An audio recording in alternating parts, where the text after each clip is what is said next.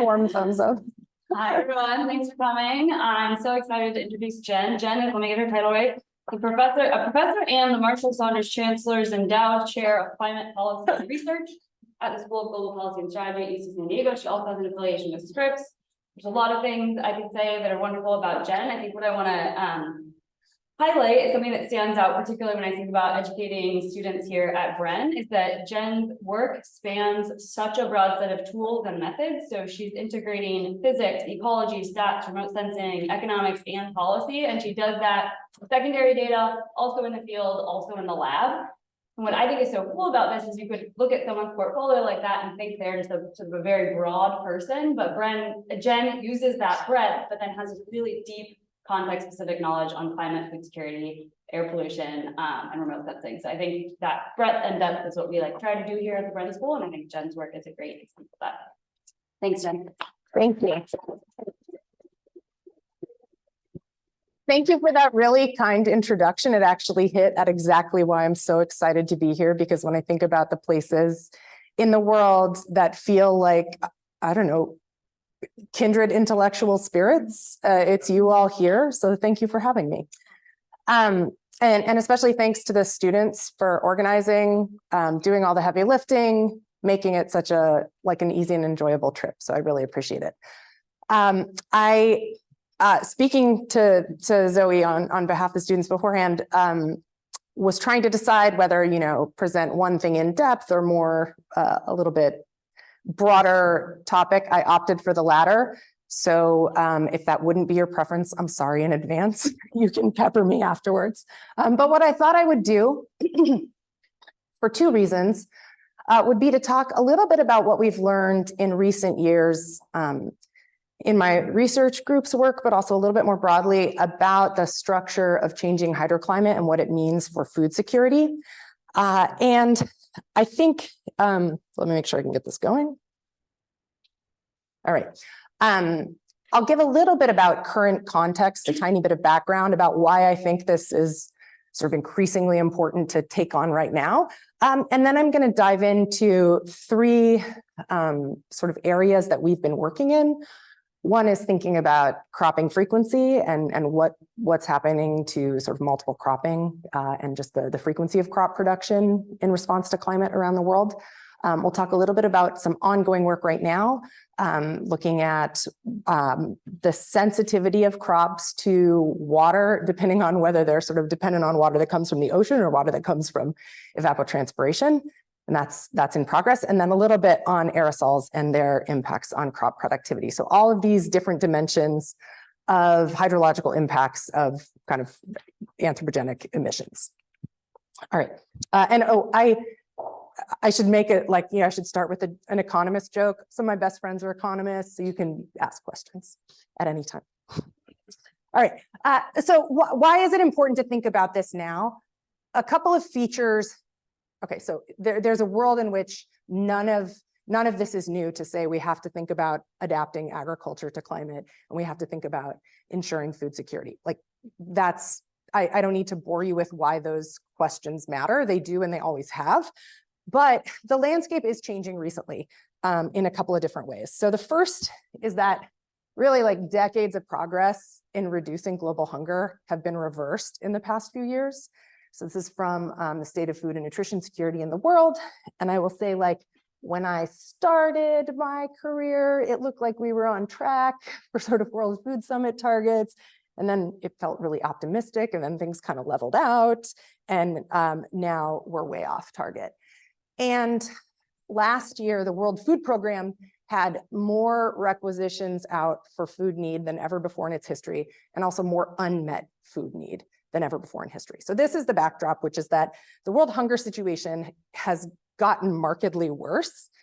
At the same time, my group has spent a ton of time working on emissions from food and agriculture and land use. Food is still a major source of emissions. If we imagine that glorious future when we've decarbonized energy and industry and transportation, we got about a quarter to a third of emissions left that we will have to deal with. I think the hidden benefit of early slow progress in mitigation was that we sort of could punt on the food emissions because it was like we should focus on energy, we should focus on transportation, et cetera, et cetera. But we're making really optimistic progress on climate mitigation, I would say, right? So again, if a decade ago we were on track for 4.5 or 5 degrees of warming, now it looks a little more like 2.5, and those ratcheting mechanisms are kicking into place right now with Paris commitments. So I'm actually optimistic that we're making progress. And because of that, we got a couple of things that are now sort of bringing these two problems together. The first is at the COP meeting a couple of years ago in Glasgow, right? There was this sort of declaration on forest, this sort of renewed commitment to sort of zeroing out deforestation and land use change. Didn't really mention anything about food, even though we know food is a major driver of that. And there's this year, the COP28 presidency is determined to sort of do a similar effort to get everyone signing on to a food systems decarbonization kind of plan. The FAO is trying to put together a roadmap. There's all this momentum now kind of around this sector. So increasing hunger, increasing population, which we can say a lot about like what demand is going to do, but like a first order approximation of just like it will stay the same per person is not a bad starting point. So we got more demand and now a tightening climate regime that really is now starting to potentially pit these two goals potentially in conflict. So we know that the two pillars of sort of achieving these goals, like stabilizing climate and feeding everybody, have to go, the two pillars of this are high productivity, right? We want croplands that are in production to be highly productive, right? Higher yields, better management, more resilience overall, and we want to zero out deforestation. So stop land use change, right? So we want to freeze the footprint and we want high productivity. Right now, the safety valve in the system from a like hunger perspective, right, is that we assume there will be land conversions. So, right, this is the safety valve, but if this is ratcheting down, now we're actually getting tightening climate commitments. We really have to think back about how we're gonna like build resilience into the food system in a kind of a new and more urgent way. I don't have to tell everybody in this room, but most of our crop production is rain-fed globally. And just some order of magnitude numbers, we think crop production is driven by about 600 million producers. About 500 million of those are classified as family farmers or smallholder farmers. That definition varies by country, but the majority are smallholders. There's then a substantial and important minority that are bigger businesses.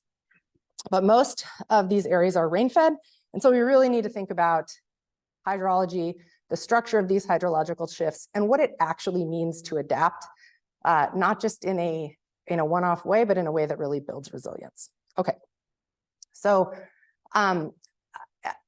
it's usually leveled as an insult, but Tama was saying it nicely. I'm a physicist by background, so I'm just going to start sort of how I think about this and frame then these three areas of work. All right, so I think it's important just to start from like fundamental length scales. So when we think about the anthropogenic impacts on climate, right, our atmosphere is warming. Temperature, so here's all the station data, surface station data from all over the world. You've got some information on when the most recent measurements were, distance to a station. We know these things are not distributed in an optimal way. Satellites are helping us fill in the gap. Many people in this room are helping figure out how to better use those satellites to fill in this gap. But when we think about sort of our ground truth that we have and that we deal with and that we pin all of these measurements back to, we know that the like correlation length scale of temperature is just much bigger than that of precipitation, right? By about a factor of 10 all over the world. So while the world is warming, and there are certainly regional differences. So this is what the simulated world looks like at 1.5 or 2 degrees of warming. There's some heterogeneity. We know the Arctic's warming up faster, but the heterogeneity in precipitation is much greater, and that's because temperature is driven by insolation and planetary scale waves, and precipitation is driven by, convective cells, just smaller scale phenomena. And when we look at what it means for growing, so think about what a plant needs. Temperatures are getting warmer. This is actually predicted change in soil moisture. So looking at where places are getting wetter, where places are likely getting drier. That heterogeneity comes because there are two couplings that are governing sort of how temperature and precipitation go together, and therefore what the kind of future crop growing environments might look like. I really liked this paper in Nature Food that highlighted these connections, the sort of connection between the sort of circulation connections, how much temperature and precipitation are correlated, and sort of how much temperature and soil parameters like or evapotranspiration are correlated. So these ideas that we've got atmospheric coupling and ground-based coupling and piecing them together in different regions is an important piece of the puzzle. So I wanted to lay this out just for how to maybe frame thinking about the different pieces of this puzzle that we have to understand to adapt agriculture. All right. Okay, so the first study I want to talk about, it's actually sort of a set of studies, but I'll focus on one, is one looking at cropping frequency. So how many crop cycles are produced per year. And this is with now colleague, former postdoc Peng Zhu, and I put his picture up here because I always know when you're organizing a seminar, I was like, who do I invite? And so I thought I'd give you guys some other ideas about great people to invite. So Peng's fantastic, ag and hydroclimate person. So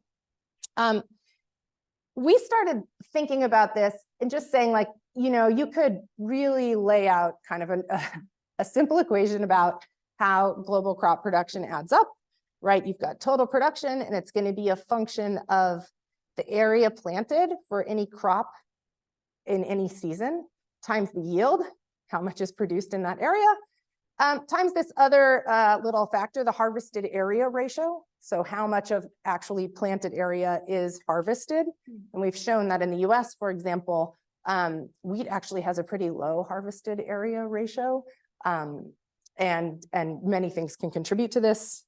Price dynamics that make farmers use it as forage, pests that lead to crop destruction, et cetera. So harvested area ratio. And you sum this up over all crops in all seasons, and that gets you your land-based production, right, for a given time period. If we think about, what we want from a climate perspective, right, we really want to freeze planted area, right? So no more land use change for crop area. And so then we got to figure out the dynamics of each of these. So what's governing yields, crop type, the seasonality, harvested area ratio. And so that's sort of how our group at UCSD has been trying to piece things together. And I'll just show the cropping seasonality dynamics right here. This is, as preview, actually, I guess this is from the most recent IPCC 6th assessment report. This is, like the climate community's giant literature review every few years where we get together and figure out what we think we know. And so there's a lot here. What you want to know is that a negative sign means negative impacts, positive sign means positive impacts. Darker colors means more confidence. And so you can just come to the bottom row here, and look, say globally, it looks like pretty neutral and mostly negative effects of climate on crop. And if you come over here, there's this broken out by crop type and region across all regions and across all crops, with the exception of some parts of Central Asia, negative impacts overall, some neutral places too.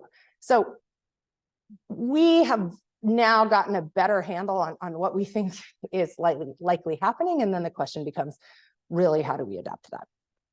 Okay, I put two things in here that I meant to skip, with apologies.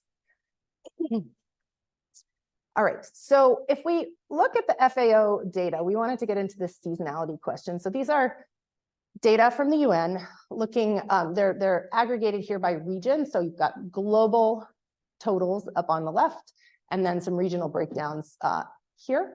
I didn't include them all just so you could see what was going on. But looking at what the trends have been in caloric production, so that's just going to be putting all crops onto a single scale of calories.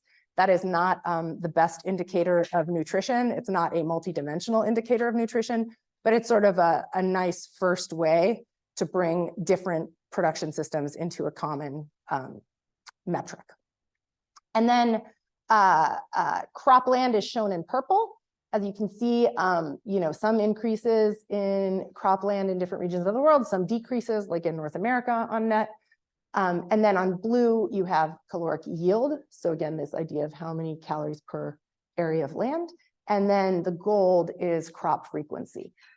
Now, these metrics might seem a little bit low for crop frequency. It's sort of usually, 1 to slightly above 1. This includes land that maybe is rotated out of production for a year. So anything above 1 indicates that on average, you have multiple cropping, at least on some fraction of that area that you're looking at.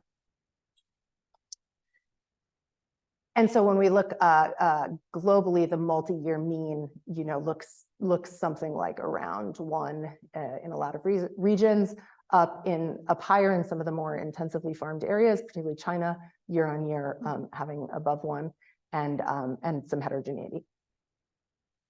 So we want to know how climate changes are affecting production in this kind of more lumpy dimension. Instead of thinking about yields, sort of a knob that turns in response to climate continuously, when are we losing entire seasons?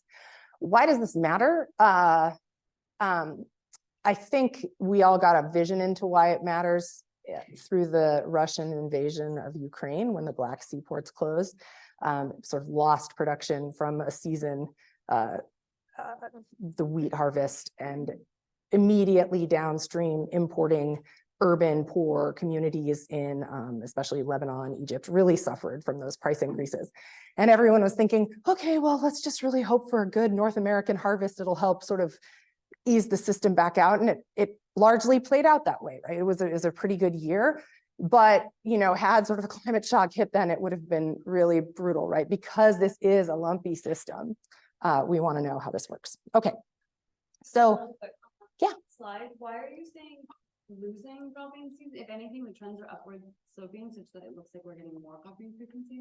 Yeah. Overall, in general, multiple cropping has gone up in part due to irrigation and cultivation of different crops, diversification into horticultural crops, et cetera. On an interannual basis, though, when do you lose a season in response to variability? Thank you. It's important clarification. Yeah. And on the previous slide, this data on food waste or agricultural waste exists across regions, across times, and if not, what would you think those lines are going up or down across regions? That is the many billion-dollar question. My sense is that there are these really coarse estimates of food loss and waste. You hear like half, a quarter, a third.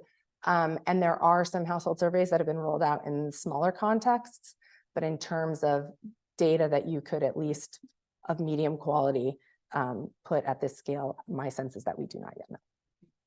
There may be others in the room who actually have a better sense of that, but there's been, I've seen recently funding calls to try to actually get a handle on this number. How much of a wedge is it there?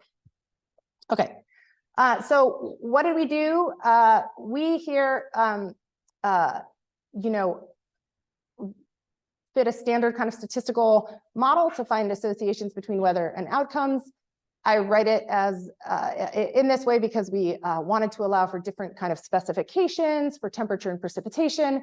We also wanted to interact irrigation fractions with these quantities, included different like time controls, fixed effects, et cetera, lots of like different robustness checks. But the idea here is to relate caloric yield, caloric production, and cropping frequency, specifically the one we're most interested in to the weather distribution draws. All right. And this is what we come up with. I'm going to show you temperature and then precipitation and then talk about how they add up. So the response curves to temperature look something like this. We modeled them for areas with no irrigation and then the projected impacts if irrigation fractions were higher. Note that these are higher fractions than for many parts of the world. So sub-Saharan Africa is less than 5%-ish. So these are out of sample predictions here in some cases. The idea is, I think, really to draw your attention over to the left, is that there is evidence that when we're getting over higher temperatures, these are just shown as mean annual temperatures, but we did this with degree days and splines and everything else, that when you get to higher temperatures, you are in fact like losing multiple cropping cycles. And that shows up a little bit in the precipitation side too. These go really high because there are some places that are obviously dealing with other end hydrological extremes. But what I'll say is relative to the location, so normalized to 1, also when you're in drier areas, drier moments in time within location, getting reductions in cropping frequency. Yeah, Chris.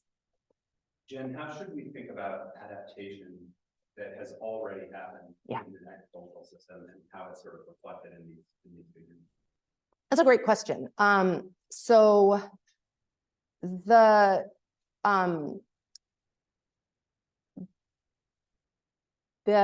responses do not change very much if you take a pretty agnostic kitchen sink approach to adaptation. Like, let's just give every country its own, nice increasing parabola for technology and adaptation. It is mostly driven by the interannual variability as opposed to sort of cross-sectional stuff when you account for location-specific trends. Now, what does that consist of? Some of it's breeding, some of it's irrigation, some of it's like what folks like to call endogenous adaptation, shifting cropping type, which we're putting all that into a common currency here, so not picking that up, but it's all lumped in. Yeah. How much are you thinking of the third column being just like the product of the other two, or is there some product of the other two times area? So is there some possibility that if you partly in the US we have lower cropping frequency because we're fallowing a bit more, and that partly is done to actually boost yield? Yeah. It seems like there's some, not just the cross product, it's actually like there's an interaction effect that's slightly different. Yeah, I think that's right. So on a yearly over longer run time scale. So on a yearly basis, right, area times caloric yield times cropping frequency is going to give you production for that year. And absolutely over the longer run, you may benefit from individual fluctuations in those, right, netting to sort of more productive systems. Absolutely. Jen, Apologies. I think my question is related to Chris's, but with cropping frequency, I'm thinking about farmers making decisions before they've realized the weather. Because that's a great question. When are you going to plant the second short season with the short rains coming in some tropical area that gets 2 rainy seasons? Your expectation about whether that short rain cycle will be good enough would be happening before you get the shock. But you're running everything, I think, in that year's shock. So how do I think about expectations? Yeah. So I think there's a combination of 2 things that are smeared out here. One is not planting a second season, and the other is not harvesting the second season that you planted, and they are lumped in here. We usually don't have data on this. Because we don't usually have data on both. Okay. So when we look in more detail in the US, like wheat, for example, we see this, the non-harvesting is a bigger effect. But my sense is that it's going to vary quite a bit by system and geography. So excellent question. I keep looking away and then there's a hand, so I don't want to miss anybody. Okay. Just yell. Yeah, just yell. Yeah. So, I mean, if we're doing this to try to understand where and how it's important to adapt going forward, how much do we have to understand the details of kind of like how adaptation has happened and whether it's been successful in the past? Yeah, I think that's great. We're only able to get at one margin of this. So let me just take that and punt forward to tell you the one piece that we can look at. And then I think it leaves this residual. And part of what I want to do is say to this room, let's figure that out. So this is what, under a couple scenarios, temperature and precipitation anticipated changes look like. So I just want to show you what we're plugging through now. And so again, taking the sort of marginal effects of a degree warming on cropping frequency, looking like a reduction in, in some places of a few percent. So you can think of that as like a few percent of the fields in an area, right? And then also combine that with sort of well understood yield effects, and you can potentially get some caloric production deficits of 8 to 10% when you multiply these things together. Now, let me go back for a sec. Oh, sorry, I was too far ahead of, there we go.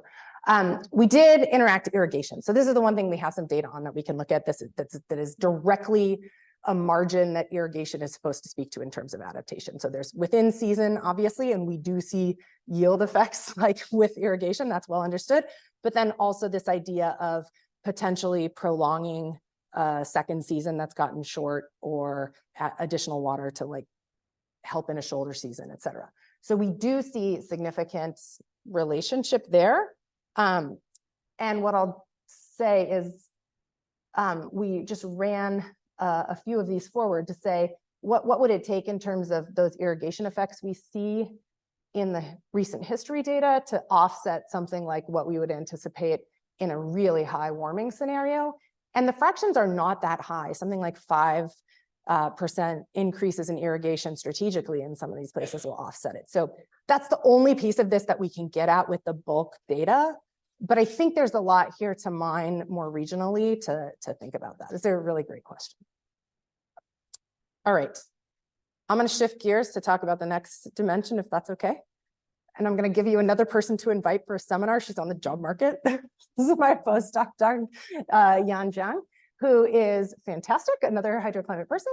And she's been doing a lot of work trying to figure out whether crops are differentially sensitive to water that's, mostly coming from the ocean or mostly coming from land. So I'm going to start with like kind of a cheesy hydrological cycle picture. And just say that what we're going to use to do this is satellite and ground-based observations of deuterium in the atmospheric water column, like in the atmosphere, and then we're going to pin it to values on the ground. And why do we do that? Well, heavier water with deuterium in it, we know the prevalence of that in the ocean. But because it is heavier, it sort of precipitates out preferentially. And there's a really rich literature looking at water isotope concentrations and how these preferential dynamics play out. But you can look at the level of deuterium depletion, and that's going to tell you. I'll tell you a little bit about how this works. That's going to tell you something about whether the water that's raining down in a given place, whether precipitation water is coming originally from ocean, so think about like large scale convection, or whether it's coming from cycling over land, right, evapotranspiration. Why does that matter? We think these are going to have really divergent futures, right? So with a warming atmosphere, that like large scale, ocean-driven circulation is getting amplified. And places that depend more on land-based water, right? That future is really intricately tied with land use change in those areas, right? So if we think about where you might prioritize adaptation such that you're looking at really boosting yields and stopping deforestation, it's going to be in places that have this high dependence on land-based water. All right, so this is a cool and useful tool for figuring out water origins.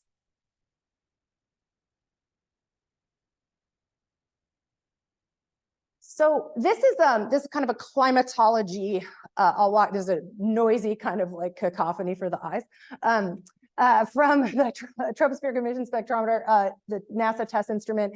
Looking at there's two instruments that do this. There's another one with a much longer time scale, but this we just use to establish kind of a climatology here. And this is looking at the depletion of deuterium. So each of these little plots is showing a region. So here's the India box is right there.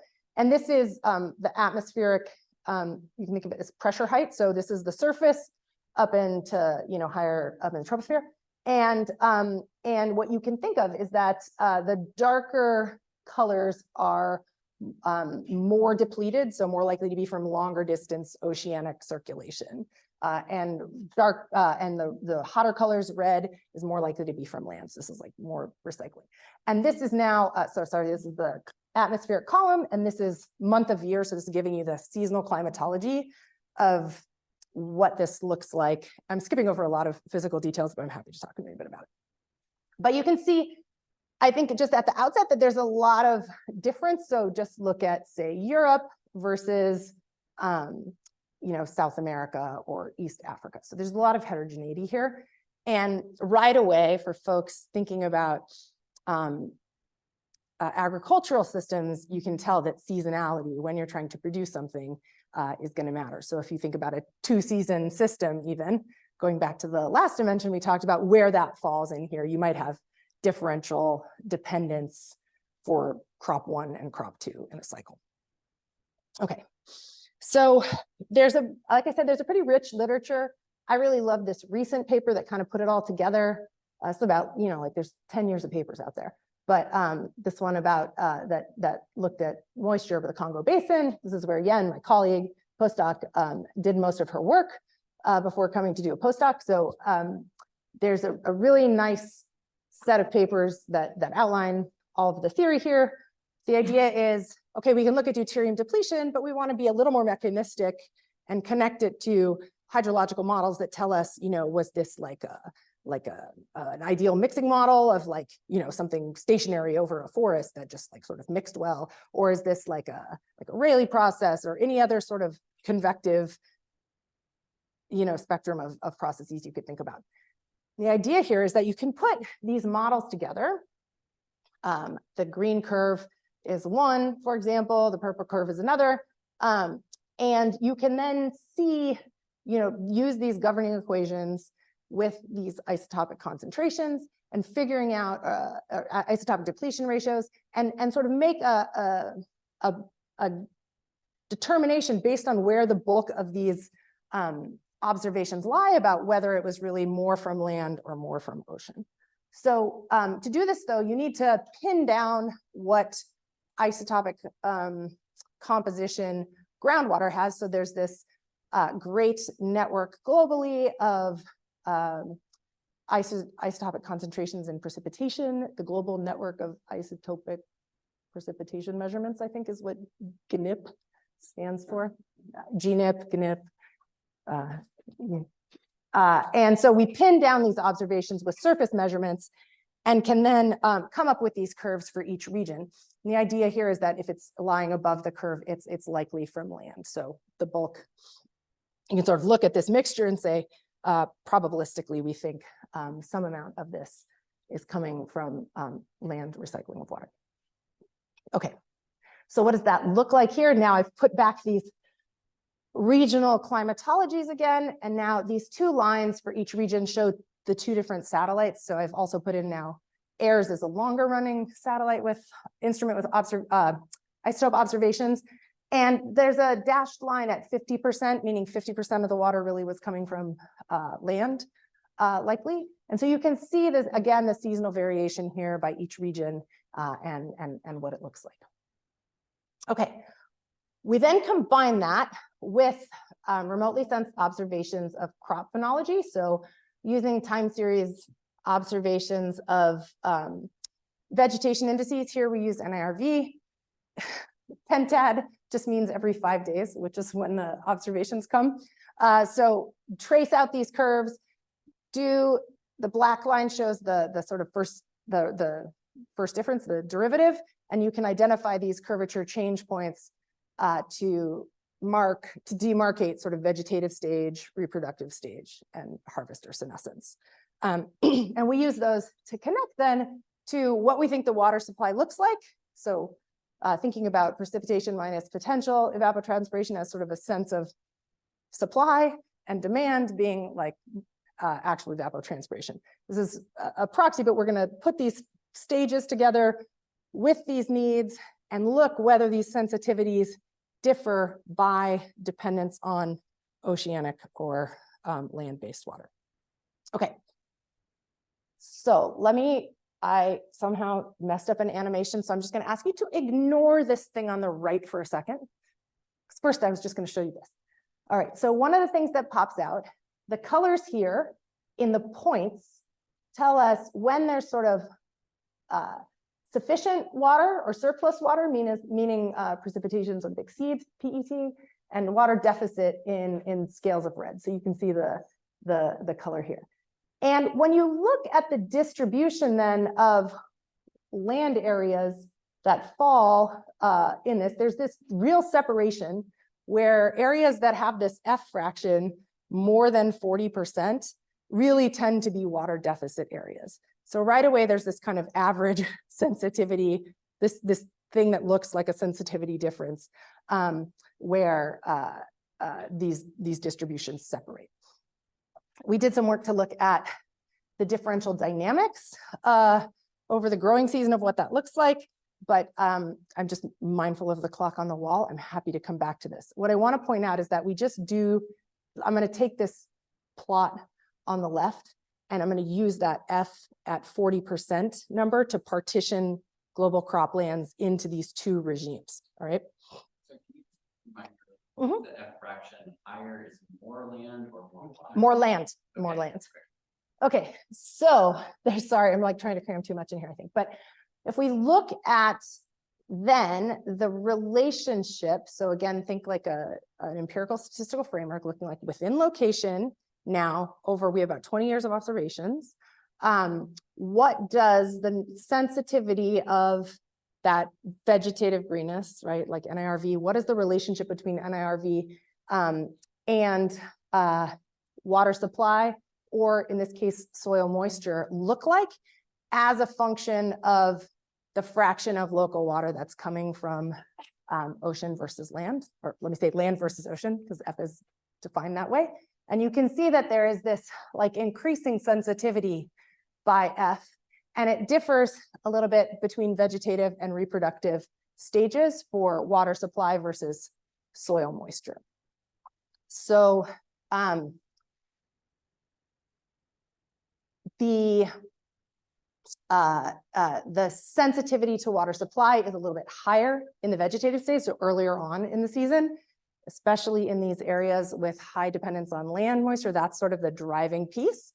And then that flips a little bit, that flips to the other way when you think about soil moisture.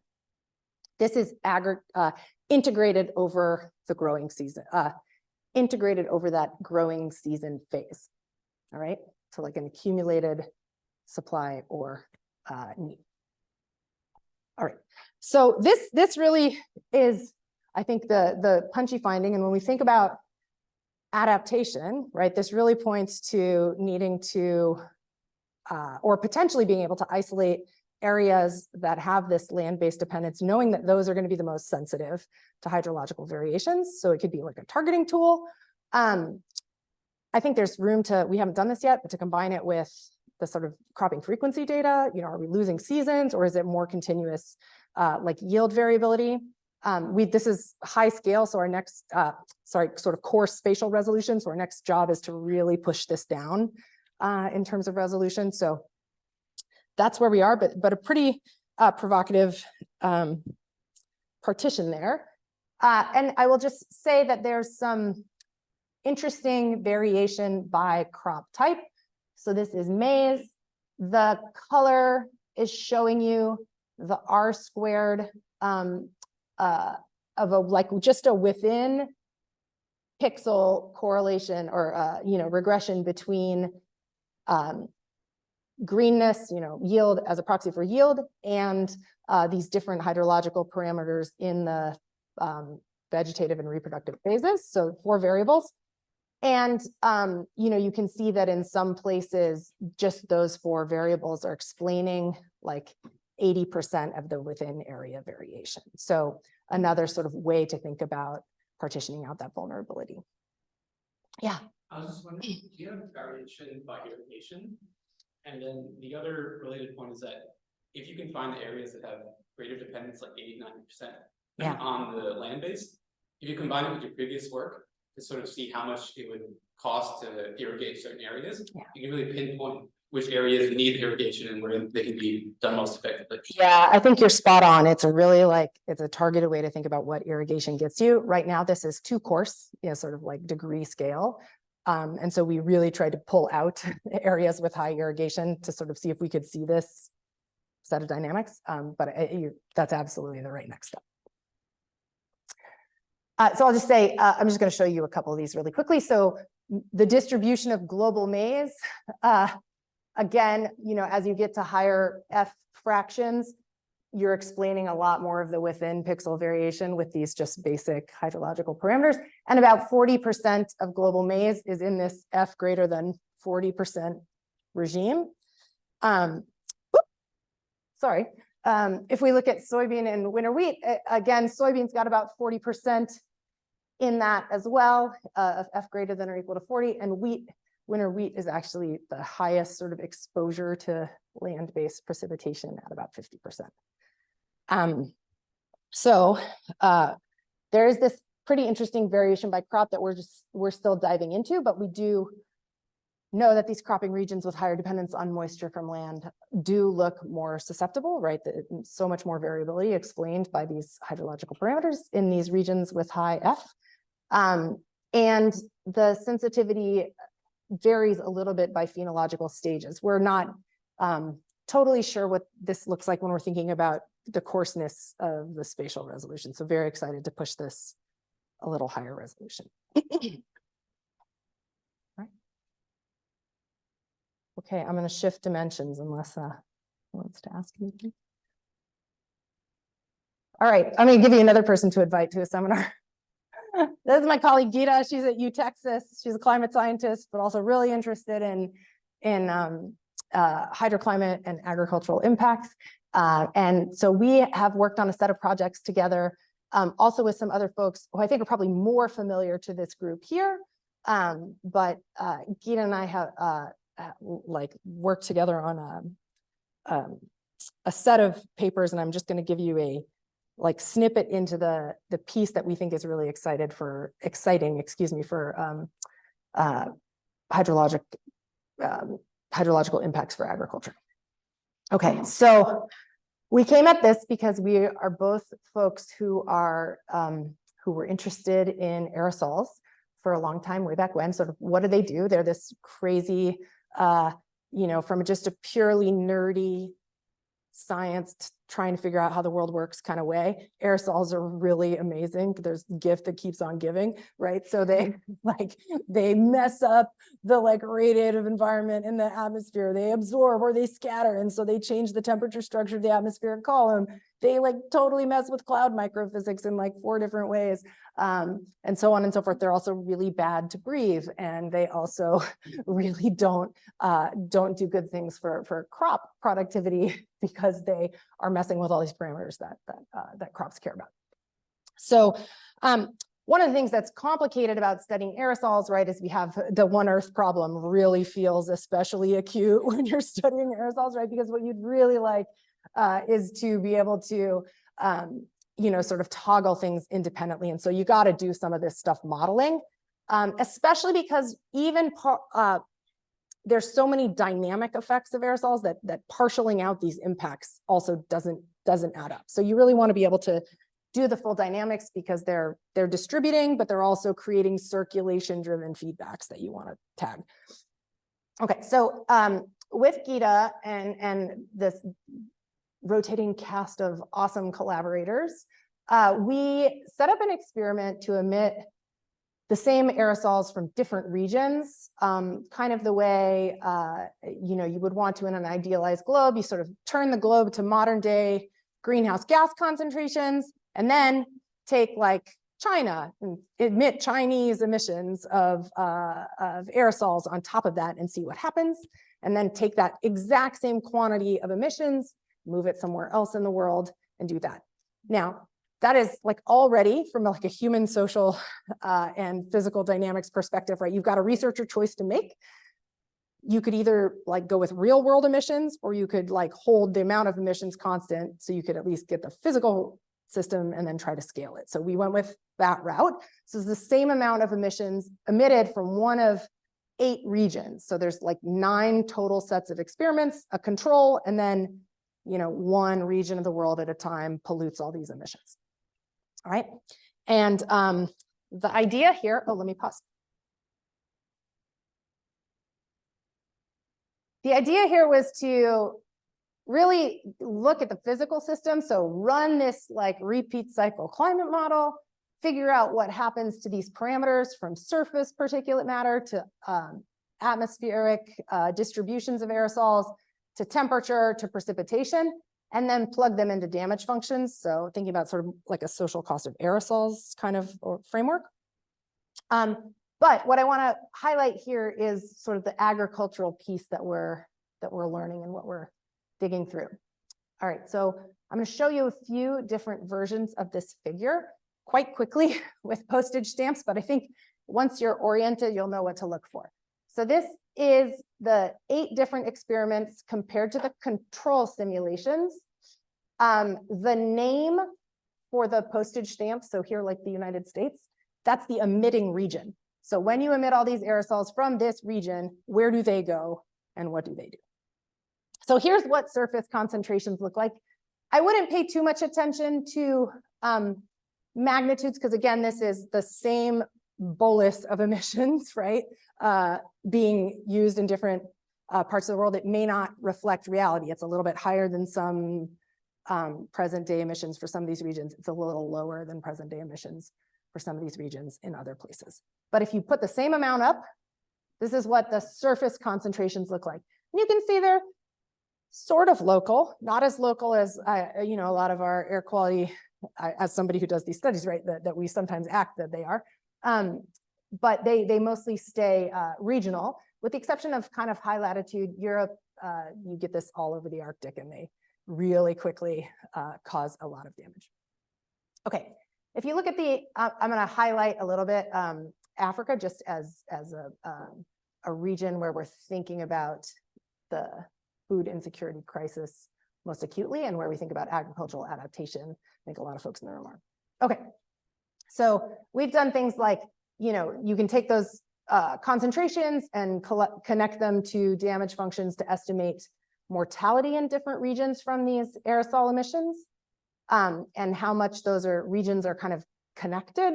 But we also did this for other parameters, and I want to focus on agriculture. So this is now what aerosols in the entire atmospheric column look like. So this is aerosol optical depth. And you can see that although the surface components, you know, stay fairly regional, once the fraction of aerosols that are sort of moved a little bit higher into the atmosphere really circulate more widely. And that ends up creating pretty big temperature effects. And you can see that the high latitude countries, so China, US, and then Europe as a region, right, really ping very efficiently into these global scale circulation driven temperature declines. So you get you know, a temperature reduction globally, but with some regional heterogeneity, which ends up being obviously important for crops. There's been some papers recently that have talked about this phenomenon, right? Like clearing the air, revealing the hidden warming that is, you know, revealing not hidden warming, but like, you know, greenhouse warming is there and aerosols are blocking part of it. When you take away the mask, it's like, ah, right? Okay, so that was a technical term. Right, so, and then the other final thing that you get, right, is of course precipitation impacts, right? These the aerosols are they act as cloud condensation nuclei, but depending on, you know, their temperature, they may burn off clouds, they may create smaller droplets. There's a bunch of different things that could be going on. They're not parameterized all that well in this Earth system model that we use, so we were just looking at not trying to get into, you know, microphysical mechanisms of what might be happening, just looking at overall trends. Apologies, the contrast doesn't look as great right now as it did on my screen. So green means you're getting wetter, brown means you're getting drier. You get these swings of the ITCZ all over the place. So that's part of what's going on. But you get these pretty strong precipitation impacts from the aerosol-driven effects. And one thing I'll say is that we just did a simple tally of like, what are the number of downstream countries, you know, meaning like emissions from the US now whose precipitation in steady state sort of is reduced by say 50 or more millimeters a year. And so from the different emission regions, you can see how many countries are sort of affected downstream. So there are these aerosol driven, we'll call them like teleconnections, right? Where you're driving these impacts elsewhere. We want to look at places like, so we can connect these then to, you know, damage functions based on temperature, precipitation, radiation, or aerosols. You can see, for example, that aerosols from East Africa, you know, decrease local precipitation a lot, and then through pinging into these circulation modes, impact precipitation further afield. And if you look at, so I just pulled up, you can do the full matrix of every source region, every receptor region. I just pulled out a few because I wanted to highlight that if we think again about sort of East Africa now as a receptor and think about different sources, so EU emissions, US emissions, or Indian emissions, for example, all light up as sort of reducing precipitation in important ways in the growing season, for example, in East Africa. So you can put together these, you know, crop impacts, kind of teleconnection matrices, and we've been working to understand really what the implications are of clearer air in any of these regions for downstream, largely benefits to cleaning up the air. All right. So I'm going to stop there and say the takeaways here are threefold, right? Production is lumpy. So I think that means we could do some better monitoring and think about other adaptation margins. We have this divergence expected in near-term warming between oceanic water and potentially land-driven precipitation. So really thinking about places where the connections to land use are going to be most tight and most important as priority zones. And then really we could think through the agricultural benefits of cleaner air that largely occur through these precipitation impacts in downstream countries. All right, I meant to save more, but we've got about 6 minutes for questions, so thank you.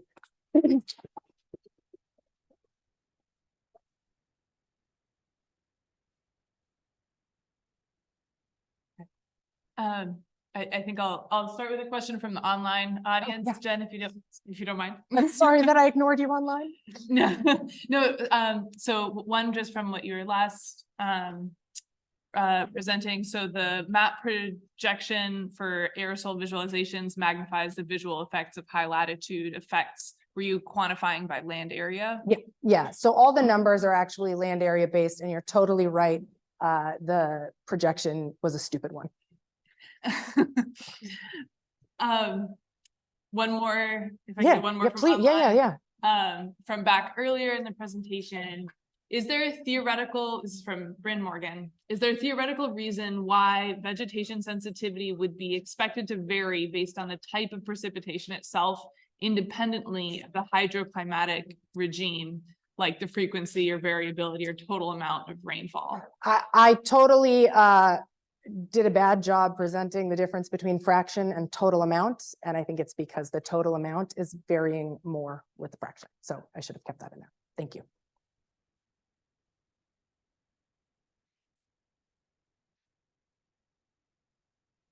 On this third part, from like a social planning perspective, which sources are the highest in terms of industry of aerosols?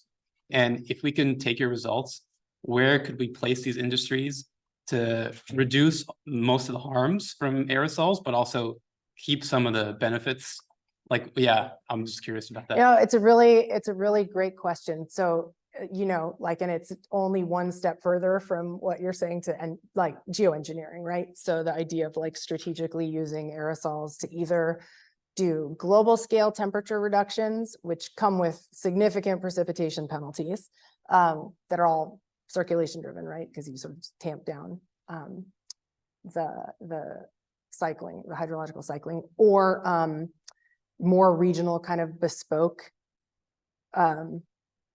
geoengineering attempts. My colleague, Kate Rickey, is sort of an expert in regional geoengineering. And so I'm paraphrasing here, but I think it is very hard to do that.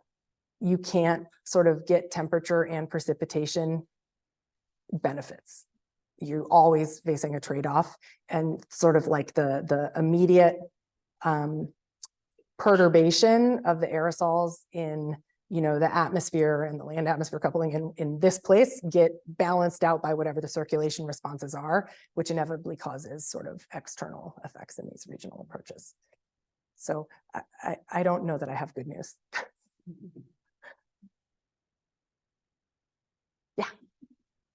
For aerosol emissions, what is the effect like if the emissions are simultaneous, like in the real world? Do the individual experiments effects stack?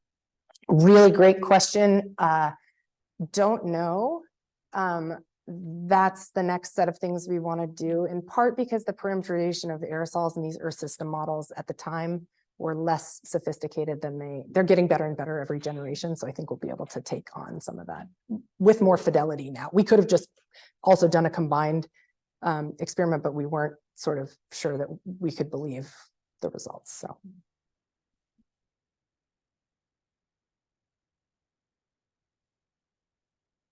No more questions?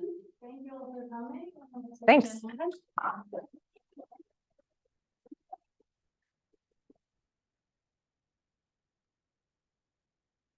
Thanks, online people. Well, I think I'm